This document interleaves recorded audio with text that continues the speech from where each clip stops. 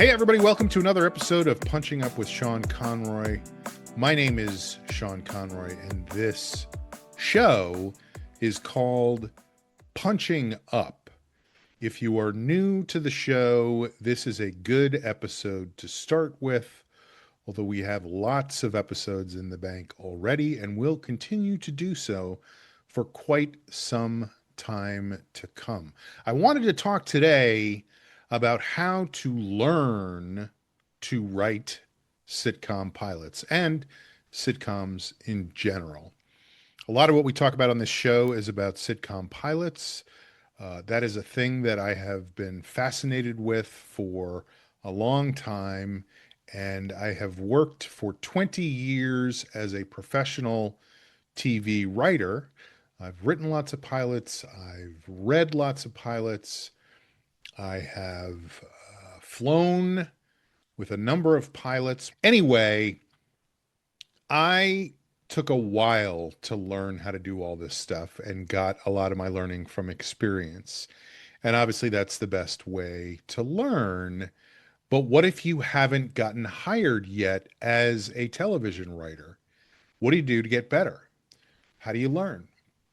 I think a lot of people solve this problem by doing three things. They read books, they listen to podcasts, and they read website articles.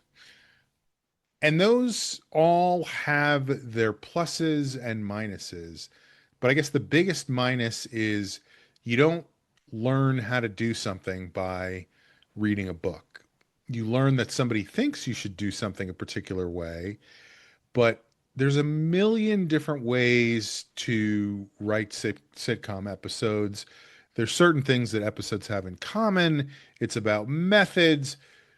You know, there's a thing they talk about in weightlifting called paralysis by analysis. And I think certainly I was susceptible to that early on, where I read every book about how TV structure worked and how to write stuff and writing in general and on writing and off writing and all that kind of stuff. And what I'm trying to do with this show is give people information that I think is valuable that I didn't necessarily have when I was starting out. So, and by the way, I will say that I know the term paralysis by analysis from weightlifting because I am very experienced, very, very experienced with weightlifting. If you could see my physique right now, you would say to yourself, that guy knows his way around weights.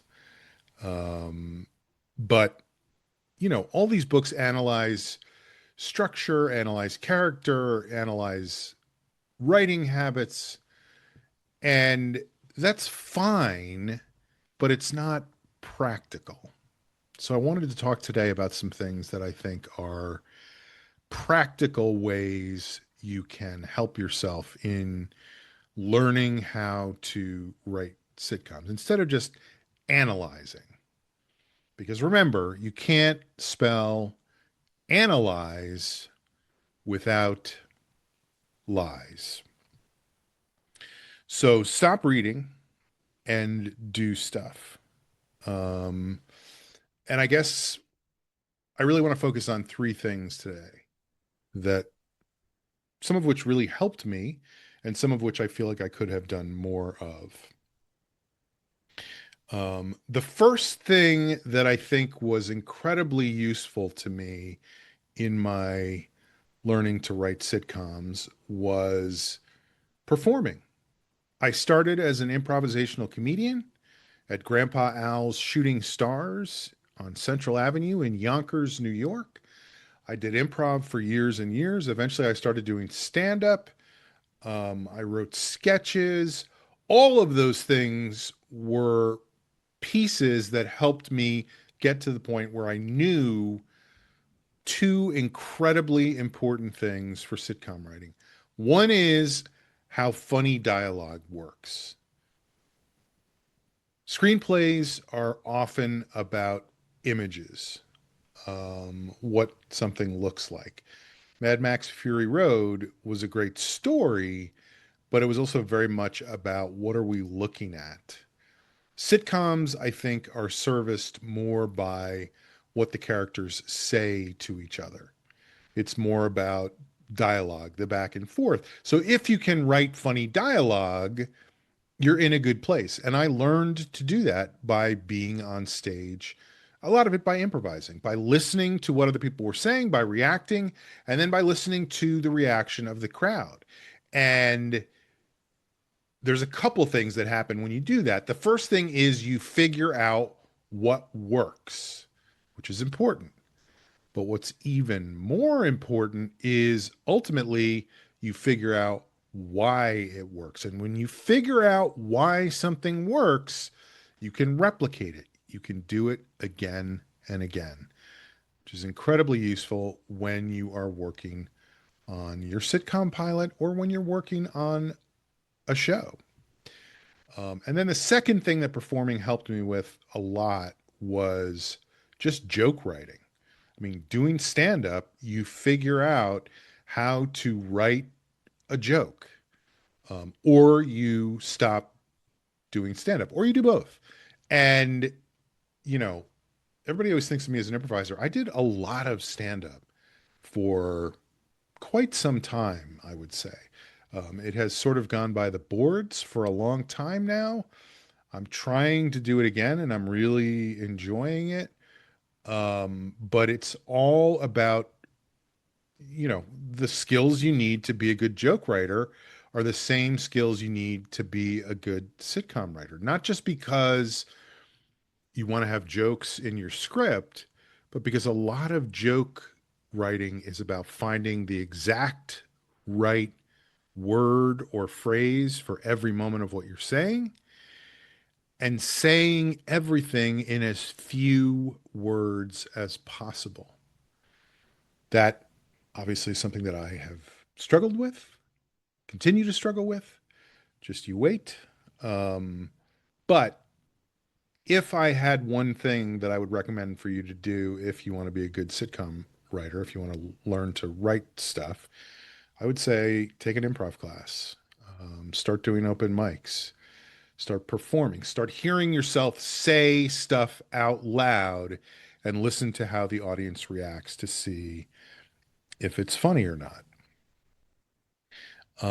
The second important thing is a lot of what these books will tell you, or websites or podcasts, is about structure. Here's what the structure uh, of your sitcom pilot or your sitcom episode needs to be, and that's valuable, to hear that from people. But what I think is even more valuable is to look at stuff that already exists and pull it apart and say, what happens here that makes sense?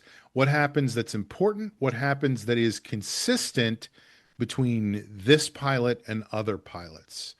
So basically, reverse engineering to a place where you understand how the structure of these episodes work.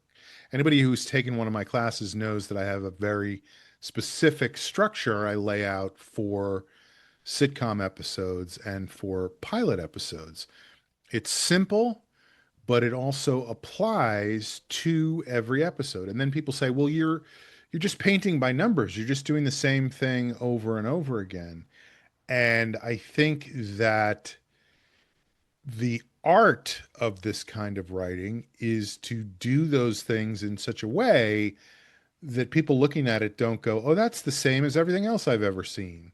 But once you start looking at episodes and pulling television episodes apart, you can see exactly where each of those important things happens. When I started writing sitcom scripts, which was now a long time ago, I would watch an episode of TV and I had a notebook. I still remember it. It was a spiral bound notebook with a brown cover.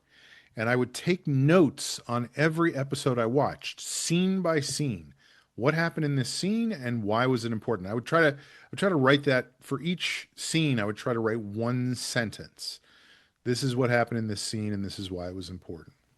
Okay, it was a compound sentence, but still, it was fairly expeditious and showed me why things were important. Um, I also started looking at things like how many stories are they telling in this episode? How do they go back and forth between those stories? So again, I can tell you, well, you have an A story and a B story, and you need to not have two B stories scenes in a row because that makes the A story less important. But if you watch an actual episode, it's much easier to see that. Obviously, if you know anything about writing, you know that it is a fairly lonely activity. You do it by yourself. You live inside your head. But one of the things I always loved about TV writers' rooms is that you're just sitting in a room with a bunch of funny people and you're all trying to make each other laugh. And I think that that is a good thing to have from the time you start trying to write sitcom pilots is a group of people that you get feedback from. And there's a variety of ways to do that. One thing you can do is give your script to a bunch of actors and have them read it out loud and see what it sounds like and how it feels and whether it's working or not. Um, Another thing to do is start a writing group, get involved with other people who are trying to do the same thing. And you want it to be a group of people that is supportive but honest. You know, you want them to tell the truth. Like saying after everything you wrote, that was great. I loved it. It was so great. See you next time. Not helpful. But if somebody says, here's a bunch of things I loved about it, but I also felt like I didn't totally understand this, or this. And obviously, you'd want them to be a little bit more specific than that. But first of all, that gives you feedback on your work. Second of all, it gets you into a place where you learn how to do something really important in writing, which is take notes. I have a whole episode where I talk about taking notes from people and how to process somebody being critical of what you've done and how important that is. Um, Another thing that I never did, well, no, that's not true. I took some writing classes when I started. I took a couple of sitcom writing classes. It took me another 6 or 7 years of writing scripts after I took those classes to get to the point where I actually got a job. But it was very valuable to learn structure and to have, quite frankly, to have deadlines. That's another important thing that you get from those classes. I had a mentor I worked with who I found very helpful and just a guy that I really liked. Um, and you want feedback from people who know what they're doing. So whether it's a class situation or there's also the option always of hiring people to give you feedback. There's people who will take your money to tell you what they think of your script. And you want to hold off on that until you're ready. But that is a thing that can be helpful. Even now, I've done that a couple times and it has been useful because you get eyes on your script from somebody who has no vested interest in whether you're successful or not. I mean, everybody wants everybody else to be successful, but they're not your mom going, "Oh my gosh, you're the best I've ever seen." They're just giving you a fact-based evaluation of your script. So those are three things that I found helpful over the course of my career, some of which I did a lot of, some of which I didn't do nearly enough of, but all things that were practical tools for me as I was learning how to write sitcoms. So here's what I recommend for you to do after you listen to this episode. The first thing is this week, go and break down a pilot. See what you notice about it. See where the character decides that they want something. What's their journey over the course of the episode? In a pilot, what's going to be their long-term journey? What are they looking for in the long run or the long term or something, some kind of long period of time, whatever that might be. Find a way that you can use going forward to get feedback from people, whether it's people in a writing group, whether it's a class, whether it's a consultant, whatever it is. See what other people think of your script ultimately as well. And then last thing is, please follow this podcast, however you're listening to it, Spotify or Apple Podcasts or YouTube, like and subscribe. Also, if you are on Apple Podcasts, please rate and review. That will help us with the algorithm, and we are all ruled by the algorithm these days. So anything you can do, I would deeply, deeply appreciate. If you have questions, feel free to email me at sean@seanconroy.com. And if you don't have questions, still feel free to email me. We'll see you next time on Punching Up with Sean